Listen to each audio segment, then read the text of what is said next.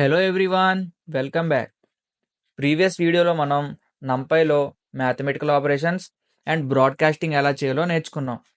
ఈ వీడియోలో మనం నంపైలో ర్యాండమ్ నెంబర్స్ని ఎలా జనరేట్ చేయాలో నేర్చుకుందాం.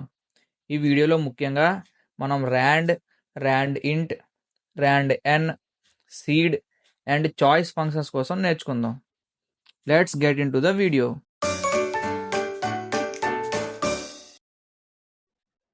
ఈ వీడియోలో మన ఫస్ట్ ఫంక్షన్ వచ్చేసి np.random.rand. ఈ ఫంక్షన్ ఏం చేస్తుంది?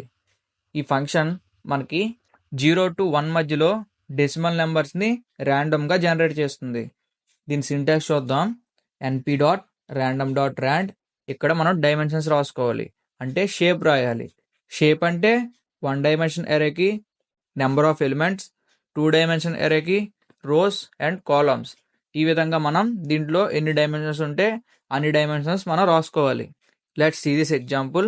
ఇక్కడ మనం rand floats equal to np.random.rand 5 అంటే మనం ఇక్కడ 1 డే అరే క్రియేట్ చేయాలి with 5 random decimal numbers. Let's run this code. చూడండి, ఇక్కడ మనకి 5 ర్యాండమ్ నెంబర్స్తో ఒక అరే అయితే క్రియేట్ అయింది which are decimal numbers. Same వేలో 2D అరే కావాలంటే np.random.rand 2, 3 అంటే విత్ 2 rows అండ్ 3 columnsతో మనకి ఒక 2D అరే అయితే క్రియేట్ అయింది విత్ ర్యాండమ్ నెంబర్స్. ఇప్పుడు ఒకవేళ మనం దీన్ని ఇంకోసారి రన్ చేస్తే మనకి వేరే ర్యాండమ్ ఎలిమెంట్స్ వస్తాయి. చూడండి, నెంబర్స్ ఇలా చేంజ్ అవుతూ ఉంటాయి అన్నమాట. సో మనం ఈ విధంగా ర్యాండమ్ నెంబర్స్ అయితే జనరేట్ చేయొచ్చు using random.rand. This is all about random.rand. Let's go to np.random.randint. మనకి np.random.randint ఎలా యూజ్ అవుతుందంటే, నార్మల్గా ర్యాండ్లో అయితే డెసిమల్ నెంబర్స్ 0 to 1 మధ్యలో మనకి జనరేట్ అవుతాయి. బట్ ర్యాండింట్లో హోల్ నెంబర్స్, అంటే మనం ఏమైనా 2 వాల్యూస్ ఇవ్వాలి, లో హై. ఆ లో టు హై మనకి ర్యాండమ్ నెంబర్స్గా జనరేట్ అవుతాయి. Just see this syntax. np.random.randint. ఇక్కడ 2 న్యూ అట్రిబ్యూట్స్ అయితే వచ్చాయి, లో, హై, సైజ్. అంటే మనం ఏ నెంబర్తో స్టార్ట్ చేయాలి, ఏ నెంబర్తో ఎండ్ చేయాలి అండ్ సైజ్ కూడా ఇవ్వాలి. ఎగ్జాంపుల్ చూద్దాం, ఇంకా సింపుల్గా అర్థమవుతుంది. Rand integers equal to np.random.randint 1, 10 size equal to 5 అంటే మనకి ర్యాండమ్ నెంబర్స్ జనరేట్ చేయదు, ఓన్లీ 1 to 10 మధ్యలో నెంబర్స్ మాత్రమే జనరేట్ చేస్తుంది విత్ సైజ్ 5. ఇక్కడ 10 రాసాం అంటే 10 అనేది ఎక్స్క్లూడెడ్, అంటే మనకి 10 అనేది జనరేట్ అవ్వదు, ఓన్లీ 1 to 9 వరకు మాత్రమే జనరేట్ అవుతాయి. Let's run this. చూడండి, ఇక్కడ 5, 6, 1, 6, 9 చూసారా? ఇక్కడ మనకి ఓన్లీ 1 to 9 నెంబర్స్ వరకు మాత్రమే మనకి జనరేట్ అవుతాయి విచ్ ఆర్ ర్యాండమ్. అంటే అవి ర్యాండమ్గా జనరేట్ అవుతాయి, బట్ ఓన్లీ 1 to 9 మాత్రమే జనరేట్ అవుతాయి. Let's write here 50. చూడండి, ఇక్కడ 2, 6, 7, 1, 1 ఇలా 1 to 9 వరకు మాత్రమే జనరేట్ అయ్యాయి, బట్ ర్యాండమ్గా జనరేట్ అయ్యాయి. చూడండి, ఇక్కడ 10 కూడా రాలేదు. సో ఇక్కడ 10 అనేది ఎక్స్క్లూడ్ అవుతుంది, ఓన్లీ 9 వరకు మాత్రమే ప్రింట్ అవుతుంది, 10 అనేది ప్రింట్ అవ్వదు. సెకండ్ ఎగ్జాంపుల్లో ఒక 2D అరేని అయితే క్రియేట్ చేసాం. చూడండి, ర్యాండింట్ 10 అంటే 0 to 9 మాత్రమే మనకి జనరేట్ అవుతాయి, 10 అనేది జనరేట్ అవ్వదు. ఇలా మనం 1 అట్రిబ్యూట్ కూడా ఇవ్వచ్చు. ఫ్రమ్ ఇవ్వకపోతే 0 నుండి జనరేట్ అవుతుంది, ఫ్రమ్ ఇస్తే మనం ఏ నెంబర్తో జనరేట్ చేయాలనుకుంటామో ఆ నెంబర్తో జనరేట్ అవుతుంది. అండ్ సైజ్ 3, 3 rows అండ్ 3 columnsతో మనకు ఒక న్యూ 2D అరే అయితే క్రియేట్ అయింది ర్యాండమ్లీ. ఇప్పుడు మనం ఇంకోసారి రన్ చేస్తే ఇక్కడ నెంబర్స్ కూడా చేంజ్ అవుతాయి, సేమ్ యాజ్ ర్యాండ్. చూడండి, ఇంకోసారి రన్ చేస్తే నెంబర్స్ కూడా చేంజ్ అయ్యాయి. ఈ విధంగా మనం random.randintతో హోల్ నెంబర్స్ ఒక రేంజ్లో మనం జనరేట్ చేయొచ్చు. This is all about randint. Now let's go to randn. మనకి నార్మల్గా ర్యాండ్లో ఎలా జనరేట్ అవుతాయి నెంబర్స్, ఓన్లీ 0 to 1 మధ్యలో మాత్రమే జనరేట్ అవుతాయి. బట్ randnతో మనం negative numbers as well as positive numbers డెసిమల్స్లో జనరేట్ చేయొచ్చు. చూడండి, సింటాక్స్ చూడండి, ఇక్కడ np.random.randn, ఇక్కడ డైమెన్షన్స్ రాయాలి సేమ్ యాజ్ ర్యాండ్. ఈ ఎగ్జాంపుల్ చూద్దాం. randn వాల్యూస్ np.random.randn 5 అంటే ఇక్కడ 5 ఎలిమెంట్స్ జనరేట్ చేయాలి. చూడండి, ఇక్కడ negative numbers as well as positive numbers కూడా జనరేట్ అయ్యాయి. ఈ విధంగా మనం ర్యాండమ్ యూజ్ చేసి నెగిటివ్ నెంబర్స్ని అండ్ పాజిటివ్ నెంబర్స్ని కూడా జనరేట్ చేయొచ్చు. This is all about random.random. Let's go to random.seed. ఇప్పటి వరకు మనం ఎన్ని అరేస్ జనరేట్ చేసినా మనం రన్ చేస్తున్న ప్రతిసారి ఆ వాల్యూస్ అనేవి చేంజ్ అవుతూ వస్తున్నాయి. మనం ఎన్నిసార్లు రన్ చేస్తే ఆ వాల్యూస్ కూడా చేంజ్ అవుతున్నాయి. బట్ మనం సేమ్ ర్యాండమ్ ఎలిమెంట్సే మనకి మళ్ళీ మళ్ళీ రావాలి అనుకున్నప్పుడు మనం random.seed అనేది యూజ్ చేయొచ్చు. ఈ సింటాక్స్ చూడండి, np.random.seed సీడ్ వాల్యూ. ఇక్కడ మనం సీడ్ వాల్యూ అయితే ఇవ్వాలి. ఇప్పుడు చూడండి, np.random.seed 42 అంటే ఇది ఒక సీడ్ నెంబర్. అంటే ఒక మనిషికి నేమ్ ఉన్నట్టే మనం సీడ్కి కూడా ఒక నేమ్ అయితే ఇచ్చాం, లైక్ 42. ఫస్ట్ టైం మనం np.random.rand3 అనేది జనరేట్ చేస్తున్నాం.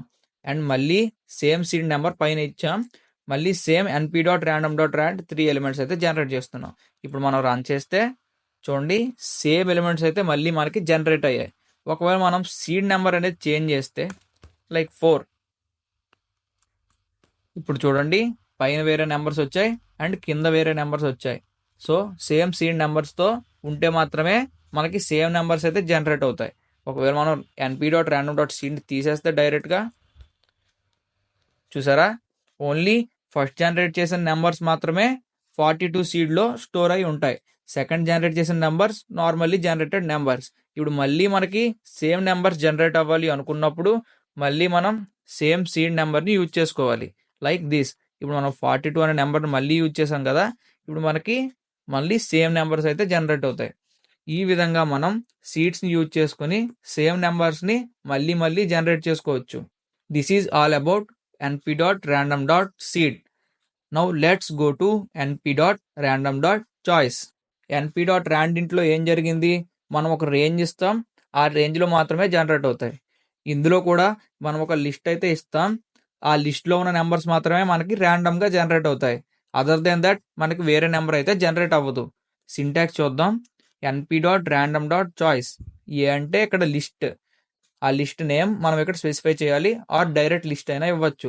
సైజ్ ఈక్వల్ టు నన్ అంటే మనం సైజ్ ఇక్కడ ఇవ్వాలి. And replace equal to true, replace equal to true అనేది డిఫాల్ట్. అంటే మనకి డూప్లికేట్ వాల్యూస్ అయితే స్టార్టింగ్లో జనరేట్ చేస్తుంది. బట్ మనకు డూప్లికేట్ వాల్యూస్ వద్దు, ఓన్లీ యూనిక్ వాల్యూస్ కావాలి అనుకున్నప్పుడు మనం రీప్లేస్ ఈక్వల్ టు ఫాల్స్ అని రాసుకోవచ్చు. ఈ ఎగ్జాంపుల్ చూద్దాం, ఇంకా ఈజీగా అర్థమవుతుంది.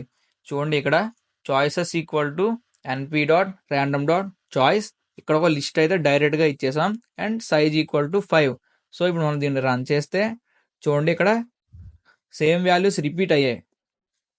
బట్ ఇప్పుడు మనకి రిపీట్ అవ్వకూడదు అనుకున్నప్పుడు మనం ఏం చేయాలి, సింపుల్గా రీప్లేస్ ఈక్వల్ టు ఫాల్స్ అని ట్రై చేస్తే చూడండి, మనకి సెకండ్ ఏరియాలో మనకి రిపీట్ అయితే అవ్వలేదు, యూనిక్ వాల్యూస్ అయితే ప్రింట్ అయ్యాయి. ఈ విధంగా మనం ఒక లిస్ట్లోని వాల్యూస్ని ర్యాండమ్గా జనరేట్ చేయాలి అనుకున్నప్పుడు random.choice అనే ఫంక్షన్ని యూజ్ చేసుకోవచ్చు. This is all about np.random.choice.